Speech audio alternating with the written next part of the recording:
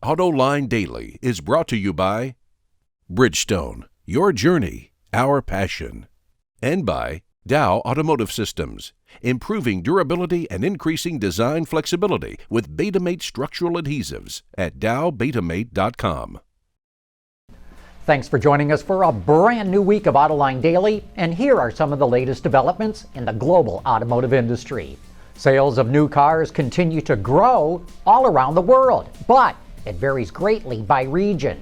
Last month, sales were up 15% in North America and up 5% in the Asia-Pacific region, but they fell 6% in Europe. Russia was down nearly 11%, and the South American market dropped more than 14%, with Brazil down nearly 22%. But on a global basis, so far this year, automakers have sold over 56 million new vehicles, and that's up 3.3% from a year ago. There are all kinds of rumors running through the industry that Alan MULALLY will leave Ford to go run Microsoft. Personally, I don't believe it's going to happen. When MULALLY left Boeing to go to Ford, he found a lot of similarities. He had to reduce the number of platforms, just like he did at Boeing. He had to share components and systems across those platforms, just like he did at Boeing.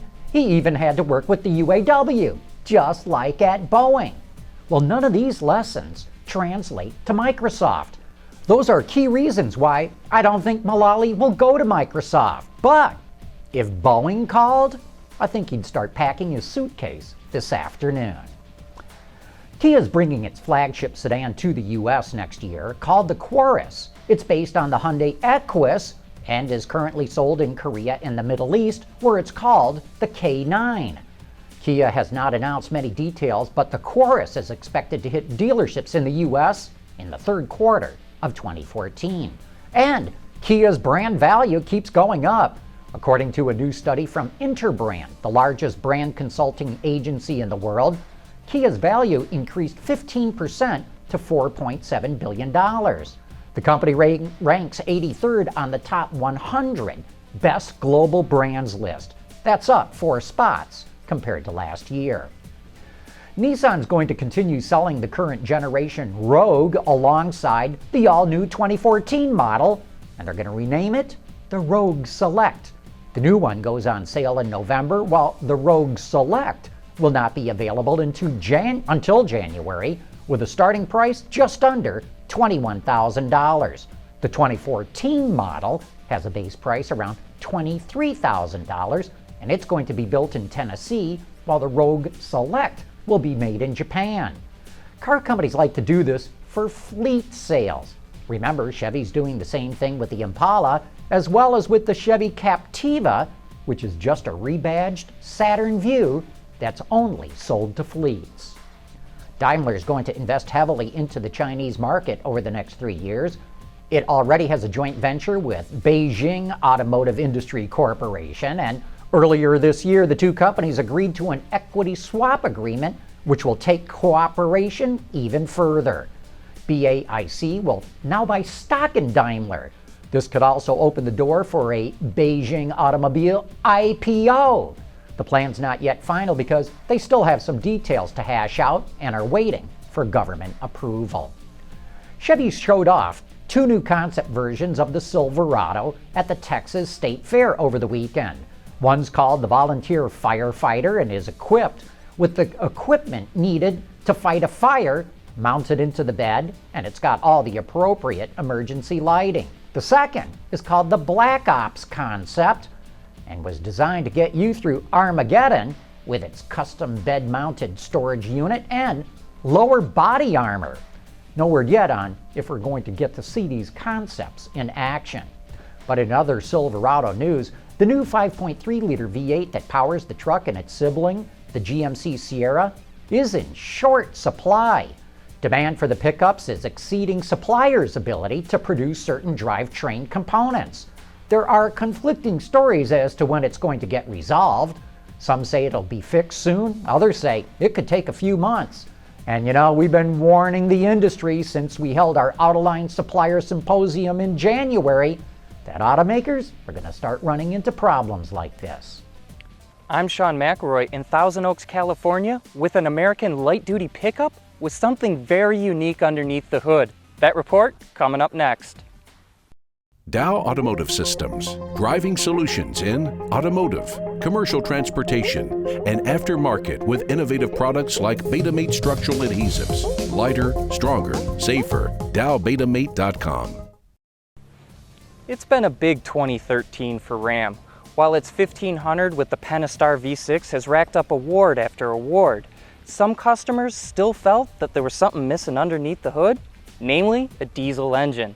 And the powers that be in Auburn Hills agreed, so Ram engineers looked to Italy to help with an upgrade. Well, this engine is developed by VM Motori, and it's an Italian company that Fiat actually owns 50% of. And this engine has been used in Europe in the Grand Cherokee for the past few years. They've used a variation of this powertrain for several years, and it's been available in Europe. And now that we've got the 8-speed transmission that we can mate it to, that combination of V8 power and incredible fuel economy we can bring to market now. While there aren't any official fuel economy numbers out just yet, we made sure to keep a close eye on ours. We drove about 40 miles and got over 25 miles to the gallon.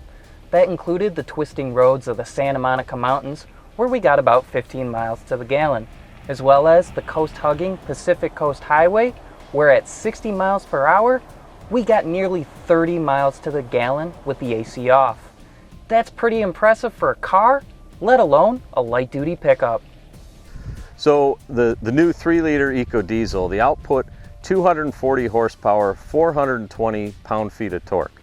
If you compare that back our legendary 5.9 Cummins diesel and heavy-duty truck we launched back in the late 80s, early 90s, that engine had 400 pound-feet of torque. So here we are today with an engine roughly half the size, putting out even more torque. So it really gives you an idea how capable this powertrain is. Again, coupling this great diesel, peak torque at 2,000 RPM, with our TorqueFlite 8 8-speed transmission, we're able to take maximum use of that torque curve and get the right gear for the right RPM level and really give great efficiency and power. That power and efficiency upgrade is going to cost the 15% of Ram customers, who the company believe are looking to get into the EcoDiesel, a little under $3,000. And if you count yourself in that group, then you can look for the 1500 light-duty Ram EcoDiesel in dealerships toward the end of the year. From Thousand Oaks, California, I'm Sean McElroy for Autoline Daily. If you saw our television program, Autoline This Week, you know that we're giving away a copy of the book, Driving America. It's a fantastic collection of photographs and commentary of some of the most important cars in the Henry Ford Museum. If you'd like a shot at winning this book, check out the link on our homepage at autoline.tv to see how to sign up. And that wraps up today's report. Thank you for tuning in.